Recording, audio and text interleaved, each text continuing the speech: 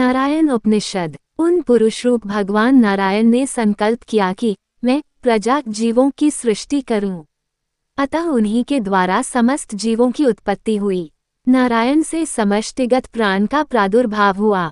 उन्हीं के द्वारा मन और समस्त इंद्रियां उत्पन्न हुई।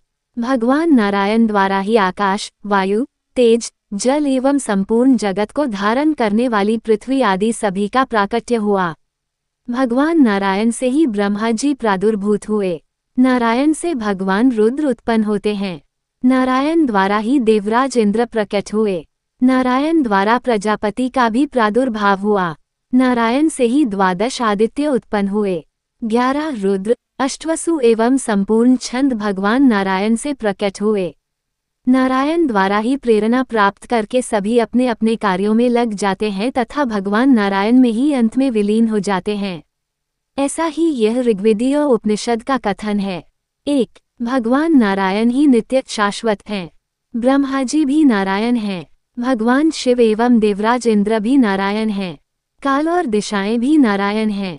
विदिशाएं दिशाओं के मध्य के कोण भी नारायण हैं। ऊर्ध्व भी नारायण और आधा भी नारायण है। अंतः एवं बाह्य भी नारायण है। जो कुछ हो गया और जो कुछ हो रहा है तथा जो होने वाला है वह सभी कुछ भगवान नारायण ही हैं। नारायण ही एकमात्र निष्कलंक, निरंजन, निर्विकल्प, अनिर्वचनीय और विशुद्ध देव हैं। उनके अतिरिक्त अन्य दूसरा कोई नहीं। जो मनुष्य ऐसा जानता है वह स्वयं विष्णुमय हो जाता है, वह निश ही हो जाता है। ऐसा ही यजुर्वेदीय उपनिषद का कथ। 2.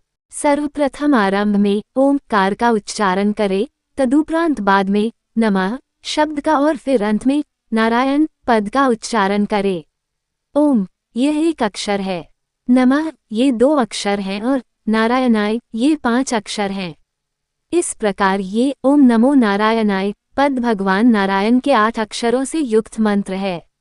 भगवान नारायण के इस अष्टाक्षरी मंत्र का जो भी मनुष्य जप और ध्यान करता है वह श्रेष्ठतम कीर्ति से युक्त होकर पूर्णायुष्य प्राप्त करता है। उसे जीवों का आधिपत्य, स्त्री पुत्र एवं धन धान्यादि की वृद्धि तथा गौ आदि पशुओं का स्वामित्व भी प्राप्त होता है। तदुपरांत वह अमृतत्व को प्राप्त हो जाता है। यही सामवेदीय उपनिषद का प्रतिपादन है। 3. अकार, उकार और मकार मात्राओं से युक्त यह प्रत्यक ओमकार आनंदमय ब्रह्मपुरुष प्रणव स्वरूप है। ये भिन्न भिन्न है। इन मात्राओं के सम्मिलित स्वरूप को ओम कहते हैं। इस प्रणवरूप ओमकार का जप करके योगी साधक जन्म मृत्यु रूपी सांसारिक बंधनों से मुक्ति प्राप्त कर लेता है। ओम नमो नारायणाय इस मंत्र की साधना करने वाला साधक वैकुंठ धाम को जाता है। वो ये वैकुंठ धाम पुंडरीक हृदय कमल विज्ञानमय है। इस कारण इसका स्वरूप विद्युत के सदृश परम प्रकाश स्वरूप है। ब्रह्मे देव की नंदन भगवान श्री कृष्ण ब्रह्मण्य अर्थात ब्राह्मण प्रिय हैं। वे ही मधुसूदन पुंडरीकाक्ष और वे ही विष्णु एवं अच्युत हैं। प्राणी मात्र में वे भगवान नारायण ही निवास करते हैं। वे ही कारण पुरुष होते हुए भी कारण रहित हैं। वे ही परब्रह्म हैं। विद्वज्जन अथर्ववेदी ओम रूपी इस शिरोभाग सारभाग का अध्ययन करते हैं। 0. 110-11 इस उपनिषद का प्रातःकाल पाठ करने से रात्रि में किए हुए पाप नष्ट हो जाते हैं।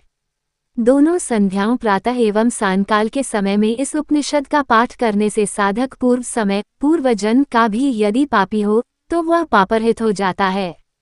मध्याह्न के समय भगवान भास्कर की ओर अभिमुख होकर पाठ करने से मनुष्य 5 महापातकों एवं उपपातकों से सदैव के लिए मुक्त हो जाता है। वह चारों वेदों के पाठ का पुण्य लाभ प्राप्त करता है तथा शरीर का परित्याग कर देने पर अंतकाल में श्री नारायण के सायुज्य पद को प्राप्त कर लेता है। जो ऐसा जानता है वह भी श्रीमन नारायण के सायुज्य पद को पा जाता है। 5.